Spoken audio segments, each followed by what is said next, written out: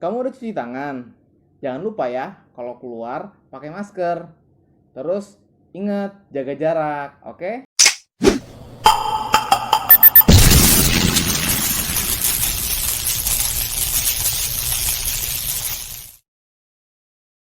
Bismillahirrahmanirrahim. Assalamualaikum warahmatullahi wabarakatuh. Guru Galih, cerdas, ramah, berakhlak mulia. Hai, apa kabar? Bertemu lagi bersama Bapak di sini dan kalian di sana. Walaupun jarak memisahkan kita, tapi kita dekat dalam video pembelajaran kali ini. Alhamdulillah, segala puji hanya milik Allah yang telah memberikan kita nafas, yang telah memberikan kita nikmat sehat, yang telah memberikan kita nikmat untuk mau belajar pada hari ini. Salawat serta salam tercurah kepada suri tauladan kita, Rasulullah Shallallahu Alaihi Wasallam. Pekan lalu teman-teman kan sudah belajar ya membaca bacaan tentang yang namanya sistem pernapasan pada manusia. Begitupun juga teman-teman juga sudah membaca sistem pernapasan itu membutuhkan yang namanya bantuan otot. Oke.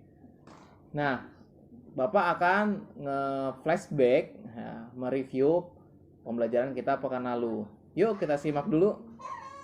Ya, inilah organ-organ yang membentuk sistem pernapasan pada manusia. Ada hidung, yaitu tempat masuknya udara ke dalam tubuh kita. Di dalam hidung terdapat rambut-rambut pendek dan tebal untuk menyaring dan menangkap kotoran. Selain itu juga di dalam hidung disaring juga udara yang masuk untuk dilembabkan oleh selaput hidung. Kemudian yang kedua itu yang B adalah faring. Faring merupakan persimpangan antara saluran pernapasan pada bagian depan dan saluran pencernaannya pada bagian belakang. Ada lagi kemudian yang C adalah laring atau tekak, terdapat di bagian belakang faring. Selanjutnya adalah yang D, trakea atau batang tenggorokan. Pada trakea terdapat jaringan yang disebut silia yang akan bergerak dan mendorong keluar debu-debu dan bakteri yang masuk. Selanjutnya adalah yang E, bronkus, merupakan percabangan dari trakea serta terdiri atas bronkus kiri dan bronkus kanan. Selanjutnya adalah paru-paru dan juga ada lagi otot diafragma. Itulah organ-organ yang menyusun sistem pernapasan pada manusia. Yuk kita lihat lebih dalam lagi tentang paru-parunya ya. Yap, inilah bentuk rupa paru-paru kita. Ada beragam bagian-bagiannya ya. Ada paru-paru kanan itu yang A, kemudian ada bronkus kiri yang B tuh ya, lihat. Kemudian ada yang C adalah otot-otot di dinding bronkus. Yang D ruang udara di dalam bronkus. Yang E bagian dalam bronkus, yang F ini alveoli. Yang G adalah ruang udara di alveoli. Yang H pembuluh darah, yang I bronchiola. Nah, untuk lebih jelasnya inilah keterangan gambar pada paru-paru kita.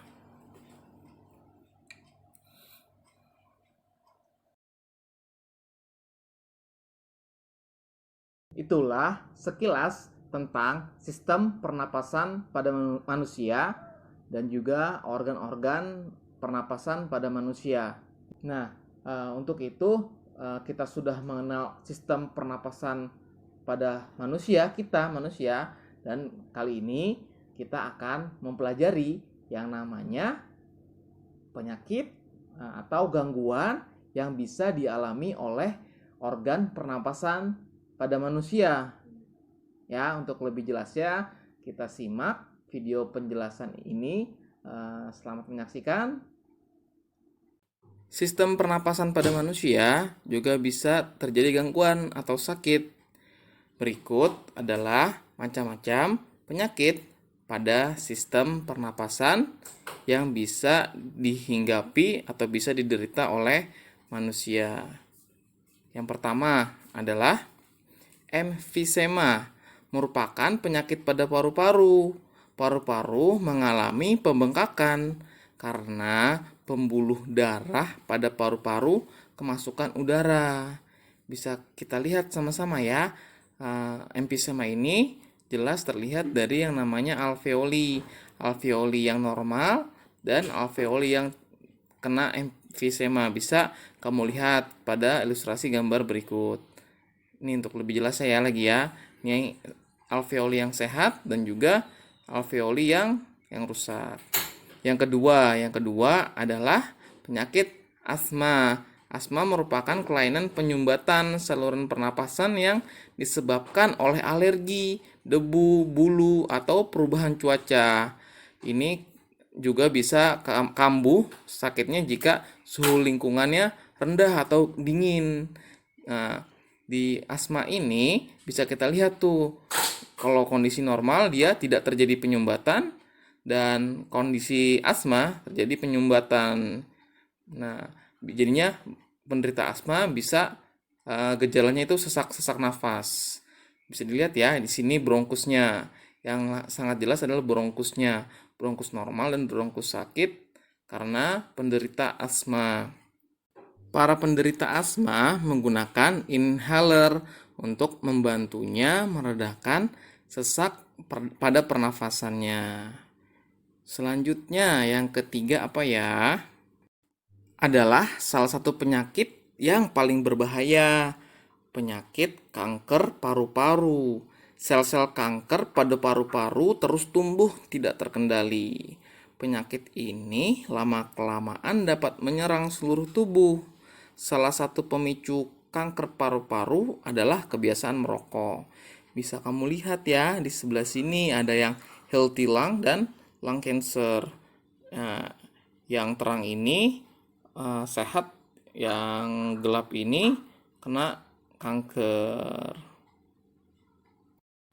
Selanjutnya adalah TBC atau tuberkulosis, merupakan penyakit paru-paru yang disebabkan oleh Mycobacterium tuberculosis. Ini kuman. Bakteri tersebut menimbulkan bintil-bintil pada dinding alveolus. Jika penyakit ini menyerang dan dibiarkan semakin luas, dapat menyebabkan sel-sel pada paru-paru akan mati. Akibatnya paru-paru akan menguncup atau mengecil. Hal tersebut menyebabkan para penderita TBC, napasnya sering terengah-engah. Lanjut ya, yaitu gangguan pada pernapasan yang namanya bronkitis. Gangguan pada cabang batang tenggorokan akibat infeksi. Gejalanya, penderita mengalami demam dan menghasilkan lendir yang menyumbat batang tenggorokan. Jadi penderita juga akan mengalami sesak napas. Itu bronkitis. Adanya kayak cairan gitu ya. Nah, yang selanjutnya terakhir nih yang akan dibahas adalah influenza atau flu ya. Penyakit yang disebabkan virus influenza.